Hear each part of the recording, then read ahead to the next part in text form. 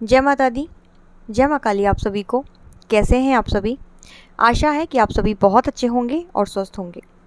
एक बार फिर से एक और नई जानकारी के साथ आप सभी का स्वागत है आपके अपने यूट्यूब चैनल काली माँ की बेटी में। तो अगर आप पहली बार चैनल पर आए हैं तो चैनल को सब्सक्राइब जरूर करिएगा, बेल आइकन को प्रेस कर दीजिएगा ताकि आने वाली हर नई वीडियो का नोटिफिकेशन आप तक सबसे पहले पहुँचे। आज की वीडियो में हम बात करेंगे श्रावण मास के बारे में। श्रावण का महीना लगने वाला है और इस सावन के महीने में क्या खास है, कैसे आप भोले बाबा को बहुत शीघ्र ही प्रसन्न कर सकते हैं। बहुत ज़्यादा कुछ करने की ज़रूरत नहीं है, सिर्फ एक छोटा सा मंत्र ओम नमः शिवाय। इसके अलावा भी आप अन्य मंत्रों के जाप भी कर सकते हैं। कुछ ऐसे दिन होते हैं जैसे कि नवरात्रि का समय हो गया, ऐसे ग्रहण काल हो गया, अमावस्या हो गई, कुछ गुप्त नवरात्रि हो गई, कुछ ऐसे दिन होते हैं जिन समय में आप साधना करते हैं तो उन साधना का आपको करोड़ों गुना फल मिलता है। आम दिनों में जब आप मंत्र जाप करते हैं तो वो आपको फल देगा, लेकिन आप उसी मंत्र का जाप किसी विशेष दिन में किसी विशेष मुहूर्त में करते हैं तो आपको उसी ही मंत्र का करोड़ गुना फल मिलता है। तो श्रावण के महीने में आपको ज़्यादा कुछ नहीं करना है, सिर्फ एक मंत्र करना है, वो है ओम नमः शिवाय। ओम नमः शिवाय ये जो मंत्र है ना, ये जितना छोटा आप इस मंत्र को समझते हैं उतना ही ज़्यादा शक्तिशाली ये मंत्र है। ओम नमः शिवाय मंत्र कालों के काल महाकाल बाबा भोलेनाथ का पंचाक्षरी मंत्र है और इस मंत्र को छोटा और साधारण समझने की गलतियां बिल्कुल ना करें, क्योंकि ये आपकी सोच से भी परे है। इस मंत्र की महिमा को आप अभी जानते नहीं है, क्योंकि ये मंत्र बड़े बड़े मंत्रों को भी मात दे सकता है।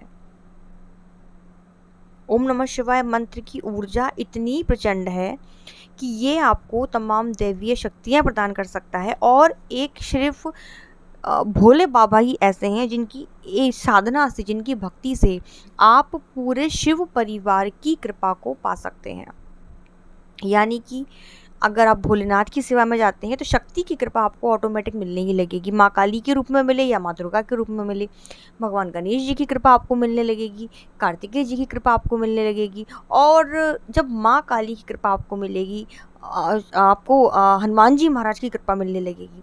ये सब शक्तियाँ आपस में जुड़ी हुई हैं और जब भोलेनाथ की असीम कृपा आपके ऊपर होगी तो भगवान विष्णु की कृपा, कृष्ण की कृपा ऑटोमेटिकली आपके पास हो जाएगी। क्यों? क्योंकि रामस्य हृदयम शिवा और शिवस्य हृदयम रामा, ये दोनों एक दूसरे के हृदय में वास करते हैं। तो ये मंत्र बहुत ज़्यादा शक्तिशाली है। ये पंचाक्षरी मंत्र आपका जीवन बदल सकता है।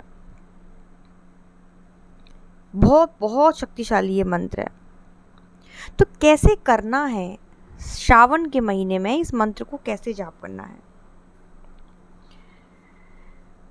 श्रावण के महीने में जब से श्रावण शुरू होगा, 22 अगस्त से है शायद, मुझे डेट कंफर्म नहीं है, आप एक बार डेट कंफर्म कर लेना। सावन का महीना जब से शुरू हो उस दिन आपको मंदिर जाना है और कोशिश करें आप ब्रह्मचर्य का पालन करें पूरे श्रावण के महीने में। कुछ नियम भी हैं। अगर आप साधना उठाना चाह रहे हैं ओम नमः शिवाय मंत्र की, सिर्फ आपको 11 माला करनी है पूरे सावन के महीने में। लाल रंग का आपका आसन होना चाहिए, रुद्राक्ष की माला आपके पास होनी चाहिए। जाप करते समय बहुत सारे बच्चों के मन में ये आता है कि हमारी जो माला है वो नकली है। आप इस चीज़ को परे रखें, आपके पास सिर्फ माला होनी चाहिए और आपके भाव होने चाहिए। 11 माला पूरे श्रावण के महीने में आपको ओम नमः शिवाय मंत्र का जाप करना है। और साधना में बैठने से पहले, यानी पहले ही दिन, सावन के पहले दिन आप संकल्प उठाएंगे। संकल्प कैसे उठाते हैं मैं आपको हर वीडियो में बताती हूँ। संकल्प के लिए आपको अपने दाएं हाथ में जल पुष्प अक्षत लेना है और अपना नाम बताना है, अपने पिता का नाम बताना है, अपना गोत्र बताना है, अपने स्थान का नाम बताना है। सब चीज़ें बताने के बाद बोलनी है कि बाबा इस पूरे श्रावण के महीने में मैं आपकी रोज़ाना 11 माला ओम नमः शिवाय मंत्र का जाप करूँगा और इस साधना के बीच में अगर मुझसे कोई भी गलती हो जाती है बाबा तो मैं आपका बच्चा हूँ, मुझे बच्चा समझकर मेरी सभी गलतियों को, सभी अपराधों को आप क्षमा करें। इस प्रकार से बोलकर संकल्प का जल आपको नीचे छोड़ देना है और रोज़ाना एक ही समय पर आपको साधना करनी है। जैसे कि रात में 9 बजे अगर आप साधना पर बैठते हैं तो रात में 9 बजे ही करनी है। ऐसा नहीं करना है कि आपने एक दिन सुबह के टाइम पे कर ली और एक दिन शाम के टाइम पे कर ली। एक ही टाइम पे आपको ओम नमः शिवाय का मंत्र जाप करना है। और अगर भोले बाबा की कृपा आप पर बरसने लगी ना तो फिर तो क्या ही कहना। सभी प्रकार के दुख, कष्ट, बीमारी अपने आप सब धीरे धीरे इस मंत्र के प्रभाव से शांत होने लगेंगे। और स्कंद पुराण में तो ये तक कहा गया है कि जो व्यक्ति ओम नमः शिवाय मंत्र को अपने हृदय में बसा लेता है ना, जिसके मन में ये मंत्र वास करता है, फिर उसे दूसरे किसी मंत्र की, किसी तीर्थ की, किसी तप की, यज्ञ की जरूरत ही नहीं पड़ती। क्योंकि ये मंत्र, ये सभी तीर्थों का, सभी यज्ञों का, सभी तपों का पूर्ण फल प्रदान करने वाला, मोक्ष प्रदान करने वाला ये मंत्र है। सभी पापों का नाश कर देता है। ओम नमः शिवाय मंत्र बहुत शक्तिशाली है। ये साधकों को लौकिक और परलौकिक सुख प्रदान करता है।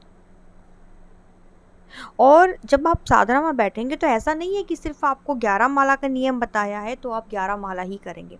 11 माला का तो नियम है ही सही, ये आपकी साधना का हिस्सा है।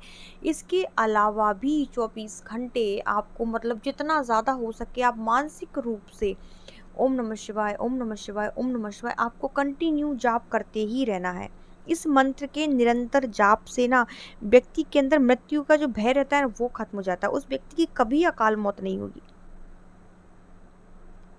मृत्यु भी इस मंत्र के अधीन है और काल उसका क्या बिगाड़े जो भक्त हो महाकाल का। क्या कहना भोले बाबा के बारे में। गलती भी हो जाएगी तो बाबा क्षमा कर देंगे क्योंकि नाम ही है भोले बाबा। तो इस तरीके से आपको साधना करनी है। अब नियम क्या क्या रहेंगे, देखिए प्याज लहसुन आप नहीं खाएंगे तो बहुत अच्छा रहेगा।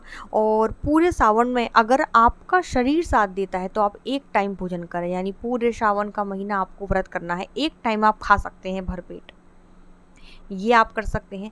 ज़मीन पर आपको सोना है पूरे श्रावण के महीने में, आप ज़मीन पर सोएंगे। आपको नाखून भी नहीं काटना है, कोशिश करें कि आप बाल भी ना काटें, आप दाढ़ी मूछें भी ना बनाएं तो बहुत अच्छा रहेगा।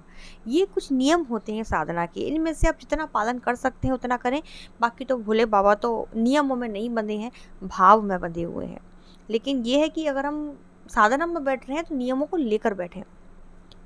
इस मंत्र के प्रभाव से बहुत सारे अनुभव आपको होने लगेंगे, बहुत अनुभव आप खुद बताएंगे मुझे जब आप सावन की साधना को पूरा करेंगे उसके बाद। और हाँ, एक चीज़ और, अगर आपके पास गुरु है तो गुरु मंत्र का भी आपको जाप करना है। एक माला साधना में बैठने से पहले रोजाना एक माला अपने गुरु मंत्र का जाप करें। कुंडलिनी शक्ति आपकी जागृत होने लगेगी। धीरे धीरे आपकी जो कुंडलिनी शक्ति है वो नीचे से ऊपर की ओर उठने लगेगी। दिव्य दृष्टि आपकी खुलने लगेगी। बहुत सारे अनुभव आपको होंगे, बहुत सारे स्वप्न में आपको बाबा के दर्शन होंगे। हर व्यक्ति आपकी तरफ आकर्षित होने लगेगा। भगवान शिव जी के दूत आपको प्राप्त हो जाएंगे। और हो सकता है साधना के दौरान आपको कुछ डरावने सपने आ जाएं, जैसे भूत प्रेत दिखे, आपको शमशान दिखे, तो आपको डरना नहीं है। ये अपने सब बाबा के ही घर के रिश्तेदार हैं, तो इनसे डरना नहीं है, ठीक है। और हाँ, जिन लोगों को रात में नींद नहीं आती, जिनको बुरे सपने आते हैं, जिनका मन हमेशा अशांत रहता है, नकारात्मकता जिनके अंदर भरी पड़ी है, उन लोगों को भी बोलूँगी कि अगर आप साधना में नहीं बैठ सकते तो आप लगातार ओम नमः शिवाय मंत्र का जाप करें। बहुत बहुत ज़्यादा सावन का महीना पावरफुल माना जाता है साधना के लिए, तो ज़रूर इस साधना को आप करें। और माँ काली की साधना कैसे करनी है ये मैं आपको अगले वीडियो में बताऊंगी, क्योंकि सब बच्चों के अलग अलग रहते हैं। कोई शिव जी की साधना करता है तो कोई अपने अपने इष्ट की साधना करता है, ठीक है। तो ये थी मेरी आज की जानकारी। आशा है आपको वीडियो पसंद आया होगा। वीडियो अच्छा लगे तो वीडियो को लाइक ज़रूर करिएगा। कमेंट में सभी को जय माता दी, जय माँ काली ज़रूर लिखना है। जल्दी मिलती हूँ दूसरे वीडियो में। धन्यवाद।